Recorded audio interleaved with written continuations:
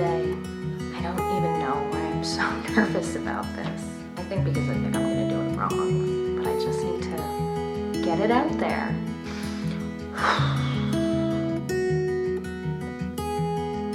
Hello fellow humans, and welcome back to the Nerdy Fox. I'm Steph, and if you're new, welcome to my channel, and if you're returning, welcome back.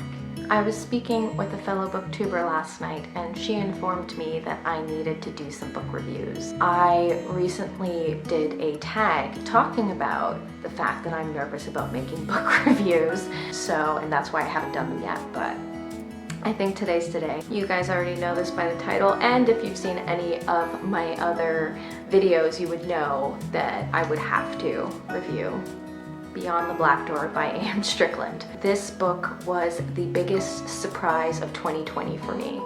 I purchased this book solely because of the cover. I was scrolling through Amazon one night and I saw the cover, and I like the idea of a black door because I like darkness. I don't even think I read the synopsis. I think I just purchased it. One of the best decisions I made in 2020 was this book. This book is a dark fantasy. It follows Kamei as the main character. She has been given a gift ever since she was a little girl. She could enter people's souls while they're dreaming through her dreams. And they present themselves as doors. And when she opens the door, she looks into your soul. And your soul represents a house of some sort and what you are all about. So she's been in some beautiful souls, wonderful gardens, and she's been in some scary souls too.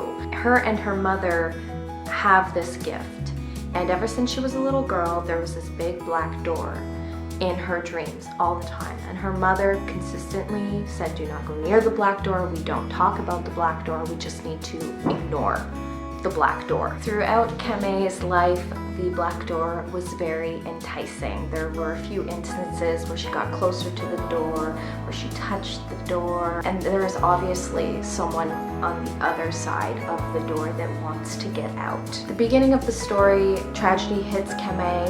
Her whole family, well, I think it was her mother and her father were murdered, and her mother was murdered brutally in front of her. So she immediately goes into hiding.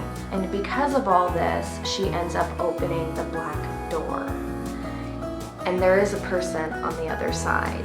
The main plot is following Kamei, and the guy's name is spelled like this. I don't know how to pronounce it. I'm gonna go with Vahin, but I could be completely wrong. It follows their story of discovering who one another is. Well, it's more Kamei discovering who he is. So that's like the basic synopsis of the story. The world that is created in the story is phenomenal. The magic system, phenomenal. The religion system, phenomenal. I loved everything about this world. So the number one reason I love this book so much is because I read every single word, and it was a page turner. I remember just lightly flipping the pages and just engulfing myself in the whole entire story.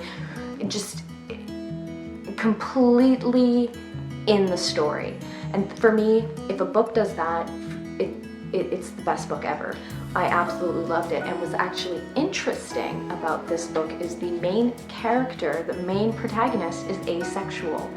So this is a dark fantasy, but it also has romance in it. For me, I love steamy romance scenes. Physical, right? Like usually sexual scenes are physical. There's none of that in here. And the representation of asexual is actually phenomenal. But the fact that not only was romance in there and sensuality was in there without having that physical aspect, I thought was amazing. I've never thought about it the way that this book presented it. Another reason why I absolutely love this, I love dream tropes. Just the fact that you can go through souls through dreams, that's another trope I very, very much enjoy.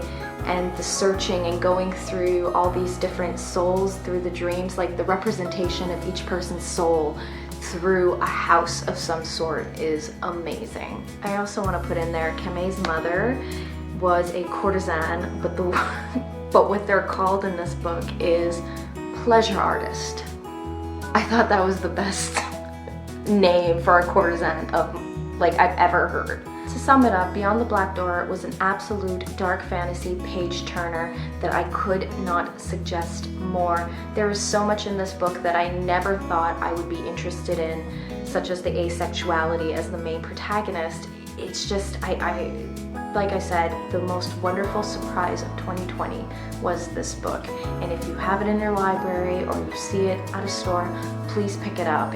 I couldn't suggest this book more.